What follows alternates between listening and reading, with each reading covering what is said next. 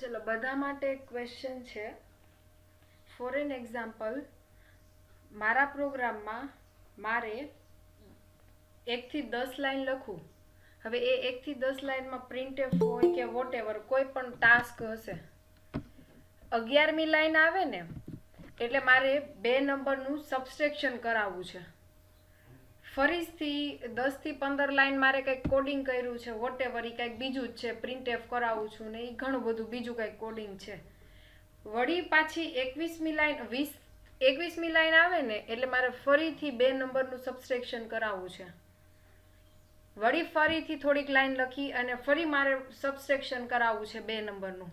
આવું મારે મારા પ્રોગ્રામમાં 50 વાર કરાવવું છે.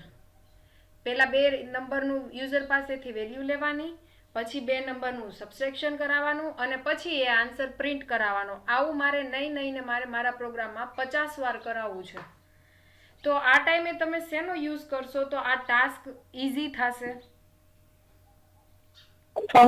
ફંક્શન. ઓકે, ફંક્શનનો કોઈ એકાદો એડવાન્ટેજીસ કહેશે કોઈ? નીડ શું છે અથવા તો એડવાન્ટેજીસ ફંક્શન? સાઈઝ ઓછી રોકે અને સમયની બચત થાય. ઓકે, પછી બીજો કોઈને યાદ છે? લાઈન ઓછી થઈ જાય. યસ, લાઈન ઓછી લખવી. યસ, નંબર ઓફ લાઈન ઓછી થાય. ઓકે, હજી ઘણા બધા હતા ને.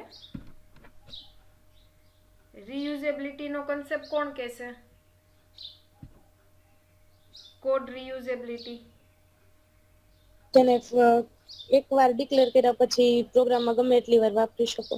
Very good. તમારે વારંવાર એકનો એક કોડ લખવો ના પડે. એ કોડ એકવાર લખો એટલે તમે જસ્ટ કોલ કરાવવાનું રહે. તો લાસ્ટ ટાઈમ છે ને આપણે આટલું ડિસ્કશન કર્યું હતું ફંક્શનનું. આઈ હોપ બધાને યાદ છે. ચલો, ટાઈપ ઓફ ફંક્શન.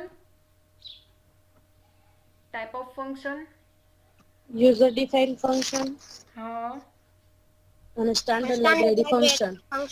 ઓકે, ચલો મને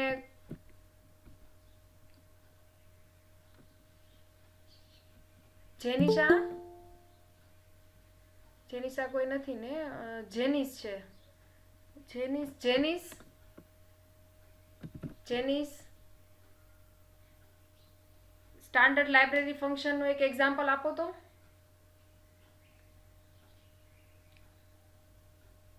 Jenis,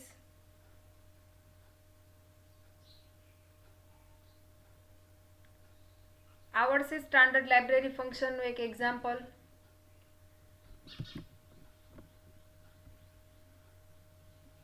Hemali, yes madam. Standard library ફંક્શનનું એકાદું example? Printf, scanf. Very good. Okay, Yagnik.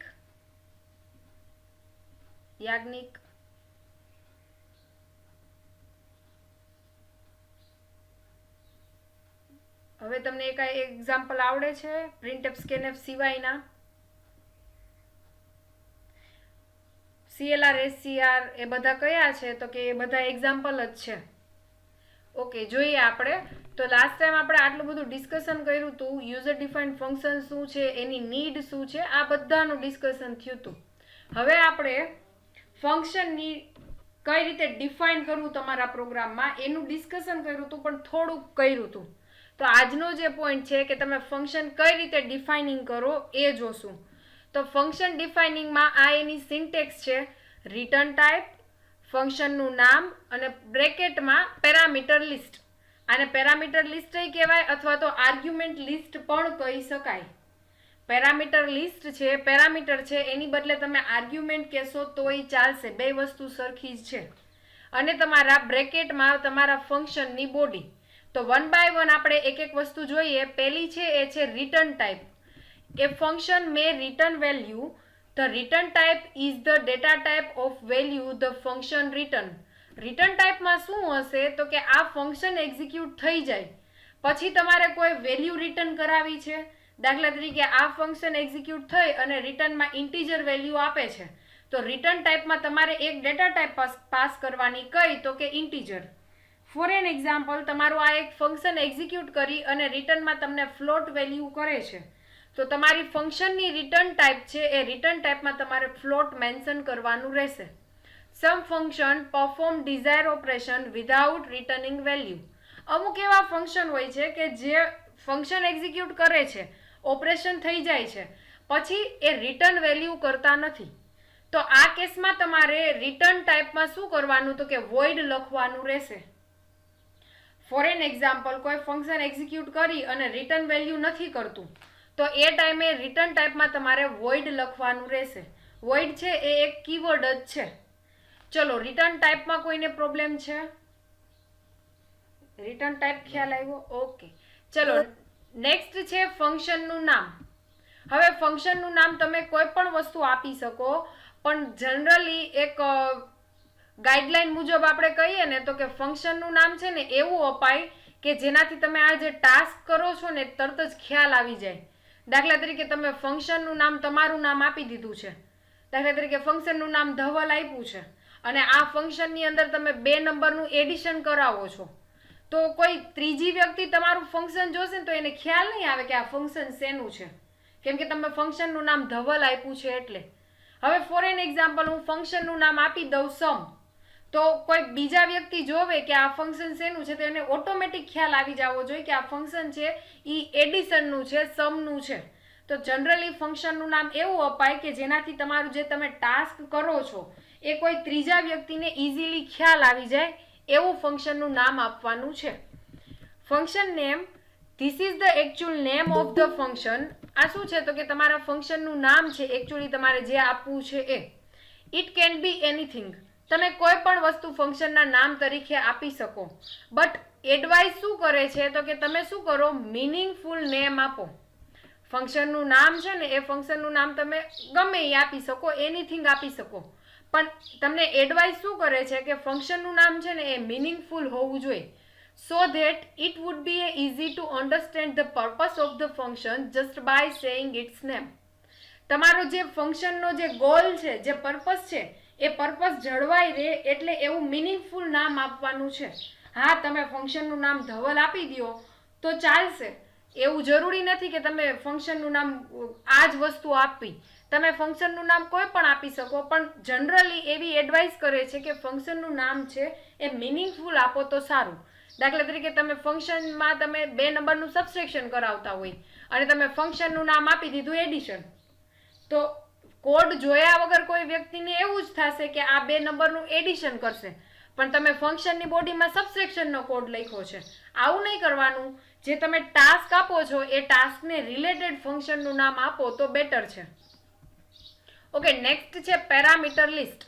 હવે પેરામીટર લિસ્ટ કયો તોય ચાલે, આર્ગ્યુમેન્ટ લિસ્ટ કયો તોય ચાલે, બે વસ્તુ સરખી જ છે. Parameters contain variable name along with their data type. These parameters are a kind of input for a function. હવે આ પેરામીટર લિસ્ટ શું છે તો કે આમાં તમારે શું કરવાનું તો કે ડેટા ટાઈપ અને વેરિયેબલનું નામ પાસ કરાવવાનું છે.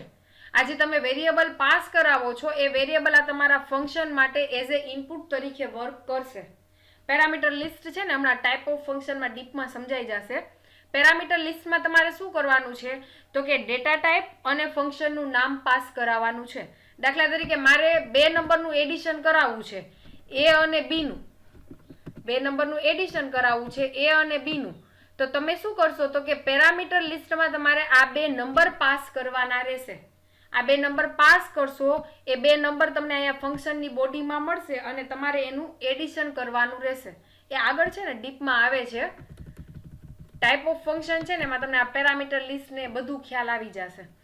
અત્યારે એટલું યાદ રાખો, પેરામીટર લિસ્ટ છે ને એ પેરામીટર લિસ્ટમાં તમારે 2 વસ્તુ પાસ કરવાની હોય. એક તો ડેટા ટાઈપ અને બીજું છે એ છે તમારો વેરિયેબલ. તમારો વેરિયેબલ દાખલા તરીકે 2 ફ્લોટ પાસ કરવા હોય તો ફ્લોટ એ, ફ્લોટ બી, આ એના પેરામીટર થયા. એ પેરામીટર શું કરશે તો કે તમારા ફંક્શનના એઝ એ ઇનપુટ તરીકે વર્ક કરશે.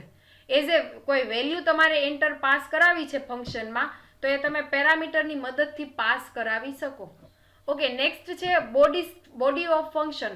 હવે બોડી ઓફ ફંક્શનમાં શું તો કે તમારે ફંક્શનમાં કયા સ્ટેટમેન્ટ લખવા છે, તમારે ફંક્શનમાં કઈ લાઈનો લખવી છે, એ લાઈનો તમારે ક્યાં લખવાની તો કે ફંક્શનની બોડીમાં. The function body contain collection of statement. તમારે ફંક્શનની બોડીમાં શું હશે તો કે ફંક્શનની બોડીમાં એક કરતાં વધારે સ્ટેટમેન્ટનું કલેક્શન હશે that define what the function does. એ શું કરશે તો કે તમારે ફંક્શનમાં શું કરાવવું છે, તમારે ફંક્શનને શું કરવા ડિફાઇન કર્યો છે એ સ્ટેટમેન્ટ તમને એ વસ્તુ પૂરી પાડશે. ચલો આ ફંક્શનની ડેફિનેશનમાં કોઈને પ્રોબ્લેમ છે? ઓકે, ચલો આપણો પછીનો જે પોઈન્ટ છે એ છે type of UDF. Most important exam oriented question છે. યુઝર ડિફાઇન્ડ ફંક્શનના ટાઈપ આપો અથવા તો list out user defined function, type of user defined function. તો યુઝર ડિફાઇન્ડ ફંક્શન છે ને એ ટોટલી 4 ટાઈપના હોય. યુઝર ડિફાઇન્ડ ફંક્શન ટોટલી 4 ટાઈપના હોય. હવે એક્ઝામમાં એવી રીતે પૂછાય છે type of user defined function and explain any one. User defined function છે એના ટાઈપનું લિસ્ટ બનાવો અને કોઈ પણ એકને ડીપમાં સમજાવો. એટલે આ 4માંથી એક તો 100% તમારે પૂછાય છે અને પૂછાય જ છે. અને 4 છે ને બહુ જ ઈઝી છે. તમને એક ખ્યાલ આવી જશે ને પહેલો એટલે તમને બધા ખ્યાલ આવશે. જો તમને આ સિન્ટેક્સ છે એ સિન્ટેક્સ જો વ્યવસ્થિત સમજાઈ ગઈ હોય તો આ 4 તમે એક્ઝામ્પલ સહિત લખી શકશો. આ 5 માર્ક્સમાં પૂછાય છે, મોસ્ટ ઇમ્પોર્ટન્ટ પોઈન્ટ છે. ઓકે, યુડીએફના ટાઈપ્સ છે એમાં પહેલો ટાઈપ છે ફંક્શન વિથ નો આર્ગ્યુમેન્ટ. આ આર્ગ્યુમેન્ટ એટલે શું તો કે તમે અહીંયા પેરામીટર પાસ કરો છો એને આર્ગ્યુમેન્ટ પણ કહેવાય. તો પહેલો ટાઈપ એવો કે છે function with no argument and with no return value. એટલે તમારું આ ટાઈપનું ફંક્શન, આ ફંક્શન કે જેમાં આર્ગ્યુમેન્ટ નથી અને એમાં રિટર્ન વેલ્યુ પણ નથી. પહેલું ફંક્શન એવું કે છે કે function with no argument and with no return value. એટલે આ ટાઈપનું કે છે કે ફંક્શનમાં આર્ગ્યુમેન્ટ લિસ્ટ નહીં હોય અને સાથે સાથે રિટર્ન વેલ્યુ પણ હશે નહીં. આને રિટર્ન ટાઈપ કયો કે રિટર્ન વેલ્યુ કયો, અને આને આર્ગ્યુમેન્ટ લિસ્ટ કહેવાય અથવા તો પેરામીટર લિસ્ટ કયો તોય ચાલે. તો પહેલો ટાઈપ કેવો છે તો કે તમારે છે ને આ 4 ટાઈપ આ 2 ઉપરથી લખવાના છે. આજે તમે આર્ગ્યુમેન્ટ લિસ્ટ કયો, અહીંયા આર્ગ્યુમેન્ટ લિસ્ટ લખી નાખો એટલે તમને કન્ફ્યુઝન વયું જાય. અહીંયા આર્ગ્યુમેન્ટ કરું. જો આ 4 છે ને એ 4 ટાઈપ તમારે આની ઉપરથી જ લખવાના છે. પેલો છે એ શું છે તો કે no argument no return value. ચલો પહેલો ટાઈપ યાદ રહેશે function with no argument and with no return value. એટલે એવું ફંક્શન કે જેમાં આર્ગ્યુમેન્ટ તમારે પાસ નથી કરી અને તમે રિટર્ન પણ વસ્તુ કરાવતા નથી, રિટર્ન વેલ્યુ પણ નથી. બીજું છે ફંક્શન વિથ નો આર્ગ્યુમેન્ટ. એટલે તમારે આર્ગ્યુમેન્ટની જરૂર નથી but with return value. Argument નથી પણ રિટર્ન વેલ્યુ છે. ફંક્શન વિથ નો આર્ગ્યુમેન્ટ એટલે આર્ગ્યુમેન્ટ પાસ નથી કરાવવાની પણ રિટર્ન વેલ્યુ કંઈક કરશે. ત્રીજો છે ફંક્શન વિથ આર્ગ્યુમેન્ટ. તમારે આર્ગ્યુમેન્ટ પાસ કરવાની છે પણ રિટર્ન વેલ્યુ નથી એટલે no return value. Function with argument and with no return value. અને લાસ્ટ છે function with argument and with return value. એટલે તમારે એકચ્યુઅલી છે ને આ રીતે લખવાનું રહેશે. જો યાદ રાખવું હોય ને તો આર્ગ્યુમેન્ટ અને અહીંયા લખી નાખું છું રિટર્ન વેલ્યુ. જો આ રીતે યાદ રાખાય એટલે ઈઝી રહેશે. જો તમારે છે ને ટાઈપ છે ને એ આ બે ઉપર ડિપેન્ડેન્ટ છે, આર્ગ્યુમેન્ટ અને રિટર્ન વેલ્યુ. હવે પહેલા શું કરો તો કે પહેલા બેમાં નો આપી દો, નો આર્ગ્યુમેન્ટ, અને પછી આપી દો નો રિટર્ન વેલ્યુ. ઓકે, બીજું છે બીજું બનાવવાનું હોય તો બીજામાં તમારે આ જ વસ્તુ લખવાની છે. પહેલા આર્ગ્યુમેન્ટ. જો 4 ટાઈપ તમને શીખડાવું કઈ રીતે બનાવવા.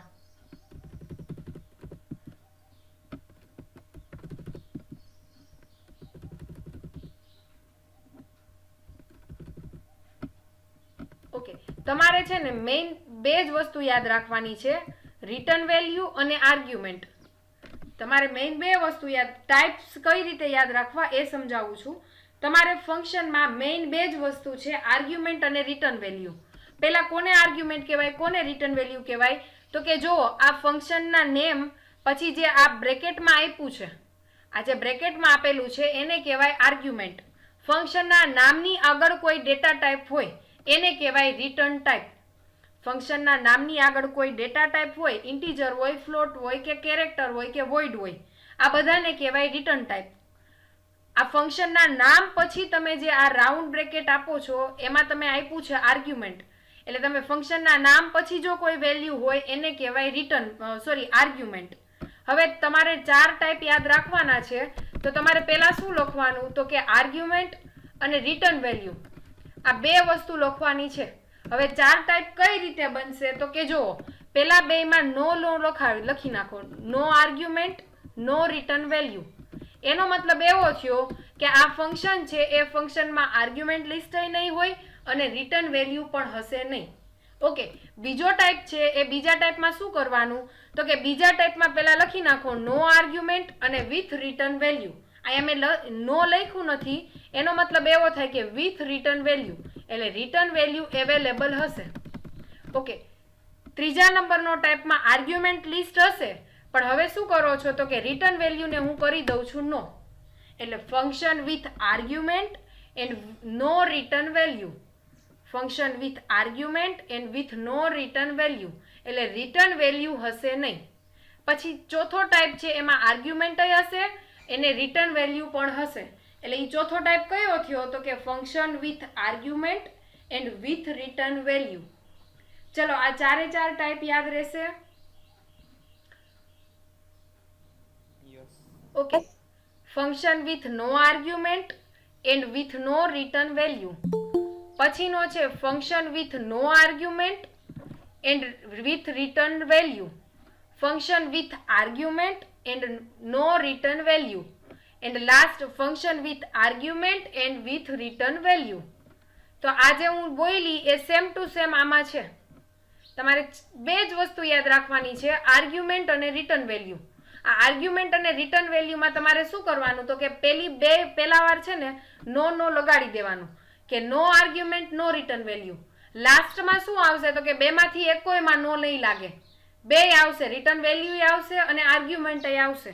વચ્ચેના બે છે એમાં શું કરવાનું, તો કે એકવાર આર્ગ્યુમેન્ટમાં નો લગાડી દેવાનું, એકવાર રિટર્ન વેલ્યુમાં નો પાસ કરવાનું. ઓકે, આઈ હોપ હવે બધાને આર્ગ્યુમેન્ટ અને રિટર્ન વેલ્યુમાં કન્ફ્યુઝન નથી. આજે તમે પાસ કરાવો છો ફંક્શનના નેમ પછી લિસ્ટ, એને કહેવાય આર્ગ્યુમેન્ટ લિસ્ટ, અને ફંક્શનના નેમ આગળ કોઈ ડેટા ટાઈપ હોય એને કહેવાય રિટર્ન ટાઈપ. હવે જ્યારે તમારા ફંક્શનમાં no argument and no return value હોય, તો આપણે થિયરીમાં જોઈ ગયા કે જ્યારે ફંક્શનમાં નો રિટર્ન વેલ્યુ હોય એનો મતલબ એમ કે વોઇડ હશે. ફંક્શન છે એ ફંક્શનમાં રિટર્ન વેલ્યુ નહીં હોય, એટલે કાંઈ ન હોય તો તમારો કાંઈ નહીં હોય તો વોઇડ તો હશે જ. વોઇડ શું કહે છે, તો કે આ ફંક્શન છે એ કોઈ પણ જાતની વેલ્યુ રિટર્ન કરતું નથી. આપણે ડીપમાં એક જોઈએ એટલે હમણાં તમને ખ્યાલ આવશે. ઓકે, એમાંનો જે પહેલો છે એ છે function with no argument and with no return value. એનું એક્સપ્લેનેશન છે when function does not have any argument and does not return any value. જ્યારે તમારું ફંક્શન છે એ ફંક્શનમાં આર્ગ્યુમેન્ટ લિસ્ટ નથી અને રિટર્ન વેલ્યુ નથી, તો આવા ફંક્શનને શું કહેવાય, તો કે આવા ફંક્શનને કહેવાય function with no argument and with no return value. આ જે ફંક્શન છે એવા ટાઈપના ફંક્શનને કહેવાય function with no argument and no return value. તો આ એની સિમ્પલ ડેફિનેશન હતી. એનું એક એક્ઝામ્પલ છે CLR SCR. CLR SCR એવા ટાઈપનું ફંક્શન છે કે જેમાં આર્ગ્યુમેન્ટ પાસ નથી કરાવતા અને એ ફંક્શન એક્ઝિક્યુટ કરી અને રિટર્ન વેલ્યુ પણ કરાવતું નથી. જોઈએ આપણે. તો તમારું ફંક્શન છે એ ફંક્શનને તમે ડિક્લેર કરવાનું થશે વોઇડ મેઇનની ઉપર. પહેલા તમારા ઇન્ક્લુડ સ્ટેટમેન્ટ પછી તમારા ફંક્શનનું ડિક્લેરેશન. તમારા પ્રોગ્રામમાં ફંક્શન તમે યુઝ કરશો એટલે તમારે 3 વસ્તુ ધ્યાનમાં રાખવી પડશે. પહેલી છે ફંક્શન ડિક્લેરેશન, પછી છે ફંક્શન કોલિંગ અને ત્રીજી છે ફંક્શન ડેફિનેશન. તો કોને શું કહેવાય એ આપણે જોઈએ. વોઇડ એડ પછી રાઉન્ડ બ્રેકેટમાં કોઈ વેલ્યુ પાસ કરાવેલી નથી, પાછળ છે સેમિકોલન. આને કહેવાય ફંક્શનનું ડિક્લેરેશન. વોઇડ છે એ એની રિટર્ન ટાઈપ છે, એડ છે એ ફંક્શનનું નામ છે, અને જો આ બ્રેકેટની અંદર કોઈ પણ વેલ્યુ પાસ કરાવેલી નથી. તો આ એક્ઝામ્પલ કેવું થયું તો કે function with no argument and with no return value. આ કેવા ટાઈપનું ફંક્શન છે તો કે એમાં રિટર્ન વેલ્યુ નથી, વોઇડ છે એનો મતલબ એમ કે રિટર્ન વેલ્યુ નથી, ફંક્શનની રિટર્ન વેલ્યુ નથી અને એનું આર્ગ્યુમેન્ટ લિસ્ટ પણ નથી, અને પાછળ સેમિકોલન છે એટલે મેં મારું ફંક્શનનું ડિક્લેરેશન કર્યું છે. તમે કેમ ઇન્ટીજર એ કરો છો, ફ્લોટ સી કરો છો, તો આ તમે ફંક્શનનું ડિક્લેરેશન કર્યું કહેવાય. જો નેક્સ્ટ છે વોઇડ મેઇન. વોઇડ મેઇનમાં મેં મારું CLR SCR અને ગેટ CH યુઝ કર્યું છે. ગેટ CH અને CLR SCR આ એક ફંક્શન જ છે. એની વચ્ચે મેં લખ્યું છે એડ, અને પાછળ કાંઈ સેમિકોલન છે, પાછળ કોઈ વસ્તુ પાસ કરાવેલી નથી, અને આ છે એને કહેવાય ફંક્શન કોલિંગ. ફંક્શન કોલિંગ એટલે શું તો કે તમે એડ જેવું કરો છો ને એટલે કમ્પાઇલર છે એ ઓટોમેટિક તમારા ફંક્શનની ડેફિનેશન પાસે વયું જશે. કમ્પાઇલર છે એ કમ્પાઇલર શું કરશે તો કે જેવી આ લાઈન આવી એટલે કમ્પાઇલર આ એક્ઝિક્યુશન સ્ટોપ કરી અને જ્યાં તમારું એડ નામનું ફંક્શન છે ને એ ત્યાં જમ્પ કરાવી દેશે. એ જો તમારું એડ નામનું ફંક્શન છે ને એ અહીંયા પડેલું છે એટલે કમ્પાઇલર ડાયરેક્ટ અહીંયા એડ પાસે વહી જશે. જે જગ્યાએ તમારા ફંક્શનની બોડી હોય એને કહેવાય ફંક્શન ડેફિનેશન. જે જગ્યાએ તમારા ફંક્શનની આખી બોડી લખેલી છે એને કહેવાય ફંક્શનની ડેફિનેશન. ઓકે, ફંક્શનની ડેફિનેશનમાં મેં 3 વેરિયેબલ ડિક્લેર કર્યા છે, ઇન્ટીજર a, b અને c. હવે મેં શું કર્યું તો કે પ્રિન્ટ કરાવ્યા છે એન્ટર ફર્સ્ટ વેલ્યુ, એટલે તમને આ મેસેજ છે એ મેસેજ આઉટપુટમાં દેખાશે enter first value. Next %d and %a, એટલે યુઝરે જે વેલ્યુ એન્ટર કરાવેલી છે એ મારા એ નામના વેરિયેબલમાં સ્ટોર કરાવી છે. નેક્સ્ટ એન્ટર સેકન્ડ વેલ્યુ, અને મેં એ વેલ્યુ સ્ટોર કરાવેલી છે b માં. હવે મેં શું કર્યું તો કે a અને b નું એડિશન કરાવી આન્સર છે એ મેં મારા c વેરિયેબલમાં સ્ટોર કરાવેલો છે. લાસ્ટ મારે છે ને આ printf લાઈન અહીંયા લખવી પડી, શું કામ તો કે આ ફંક્શન એક્ઝિક્યુટ કરી અને આ જે આન્સર છે એ આન્સર રિટર્ન કરવાનું નથી, કેમ કે રિટર્ન ટાઈપ કેવી છે, વોઇડ છે. તો હું દાખલા તરીકે અહીંયા આન્સર પ્રિન્ટ નહીં કરાવું તો એડિશન થઈ જશે, પણ યુઝરને ખ્યાલ નહીં આવે કે આન્સર શું આવ્યો. એટલે મેં શું કર્યું તો કે મારો આન્સર છે એ આન્સર પ્રિન્ટ કરાવ્યો છે. આ લાઈન એક્ઝિક્યુટ થઈ જાય એટલે કમ્પાઇલર છે એ કમ્પાઇલર ઓટોમેટિક અહીંયા ફંક્શન પાસે વહી જશે. આ ફંક્શન એક્ઝિક્યુટ થયો એટલે નેક્સ્ટ લાઈન એક્ઝિક્યુટ કરશે ગેટ CH, અને આવી રીતે તમારું એક્ઝિક્યુશન છે એ એક્ઝિક્યુશન સ્ટોપ થશે, પૂરું થશે. તો આ જે એક્ઝામ્પલ છે એ એક્ઝામ્પલ કોનો છે તો કે function with no argument and no return value. કેવા ટાઈપનું ફંક્શન તો કે જેનું આર્ગ્યુમેન્ટય નથી અને એની રિટર્ન વેલ્યુ પણ નથી. ચલો આમાં કોઈને કન્ફ્યુઝન છે?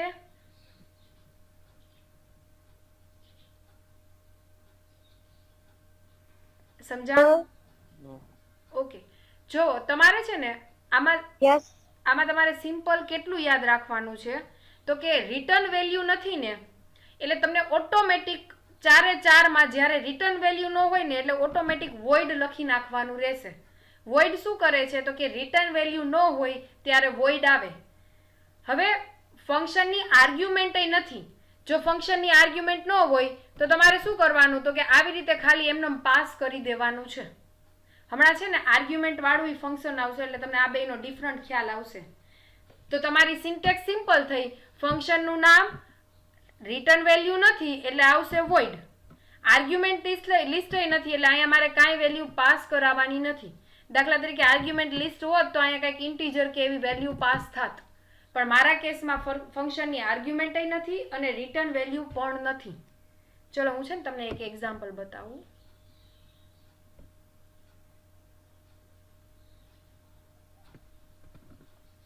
આ થોડુંક હાર્ડ લાગે છે? ઓકે,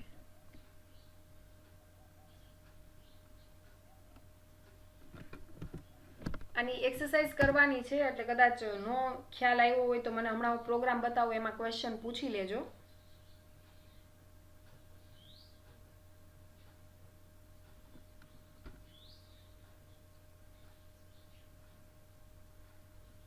એટલે આપણે ઓલી સી નું સ્ટ્રક્ચર જોયું ત્યારે નીચે હતું કે ફંક્શનની બોડી આવે, ફંક્શનની ડેફિનેશન આવે, એ આ ફંક્શનની ડેફિનેશનની વાત હતી ત્યાં.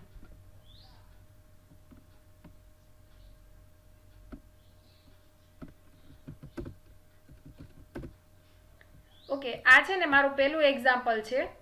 સ્ટાર્ટિંગ મેં શું કર્યું તો કે ઇન્ક્લુડ સ્ટેટમેન્ટ, પછી મેં મારા ફંક્શનનું ડિક્લેરેશન કર્યું છે.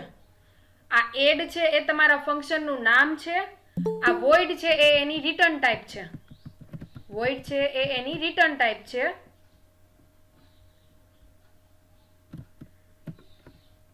નેક્સ્ટ, તમારું જે આર્ગ્યુમેન્ટ છે, પેરામીટર છે, એમાં મેં કોઈ વસ્તુ પાસ કરાવેલી નથી.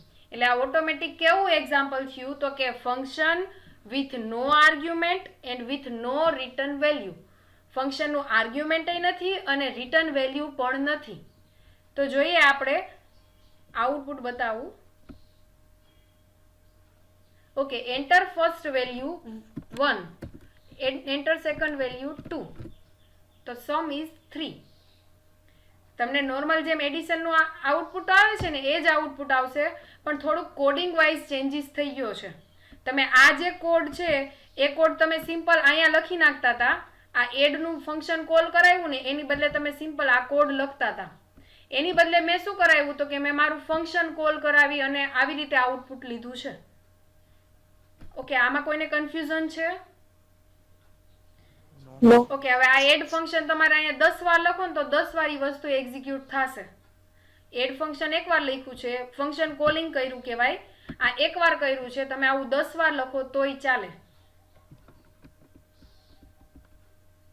જો તમારું આઉટપુટ છે ને આ ટાઈપે એક્ઝિક્યુટ થશે. ઓકે, 12 વયું ગયું. ઓકે, તો એક્સરસાઇઝ છે ને એ એક્સરસાઇઝ કઈ કરવાની છે?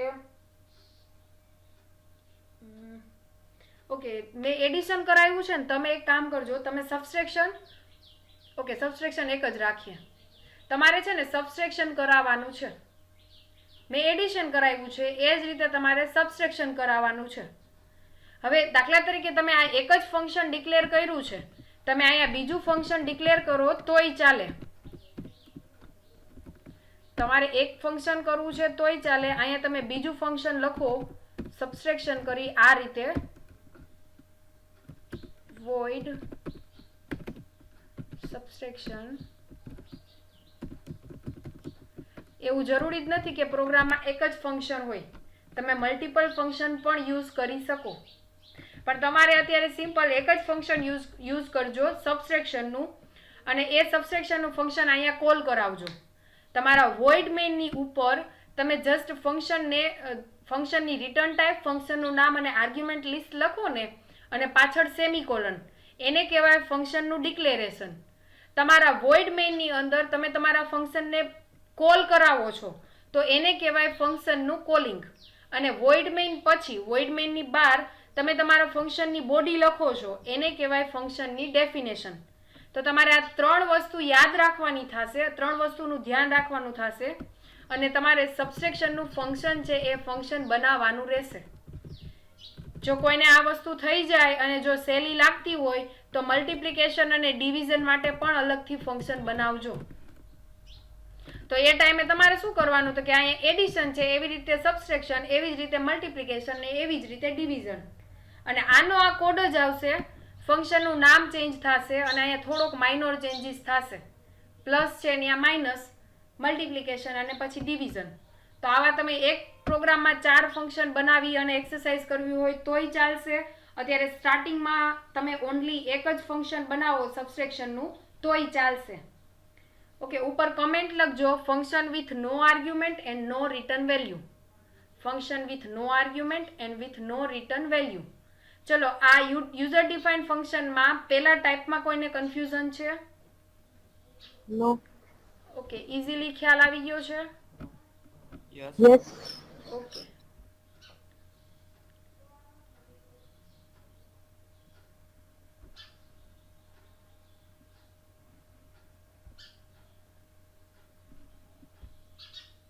ઓકે, આમાં છે ને બીજો જે ટાઈપ છે એ છે function with argument and with no return value. Function with argument, એટલે તમારે શું કરવાનું, આર્ગ્યુમેન્ટ પાસ કરવાની છે. પણ પછી શું લખ્યું છે, નો રિટર્ન વેલ્યુ, એટલે જ્યારે રિટર્ન વેલ્યુ નહીં હોય ત્યારે કયો કીવર્ડ આવશે? void. ઓકે, તો Void. જો એની સિન્ટેક્સ કેવી છે, વોઇડ, એનો મતલબ એમ કે રિટર્ન વેલ્યુ નથી. હવે અહીંયા જો આર્ગ્યુમેન્ટ છે એટલે ફંક્શનનું નામ અને પછી તમારે આર્ગ્યુમેન્ટ લિસ્ટ પાસ કરાવવાનું રહેશે. When function have argument and does not return any value, એવું ફંક્શન કે જેમાં આર્ગ્યુમેન્ટ લિસ્ટ તો છે જ પણ રિટર્ન વેલ્યુ નથી, તો આવા ફંક્શનને કહેવાય function with argument and no return value. એનું આ એક્ઝામ્પલ છે, પણ આ એક્ઝામ્પલ આપણે આજે નહીં, નેક્સ્ટ લેક્ચરમાં જોઈએ. ઓકે, આજના લેક્ચરમાં કોઈને પ્રોબ્લેમ છે? No. ઓકે, મને No.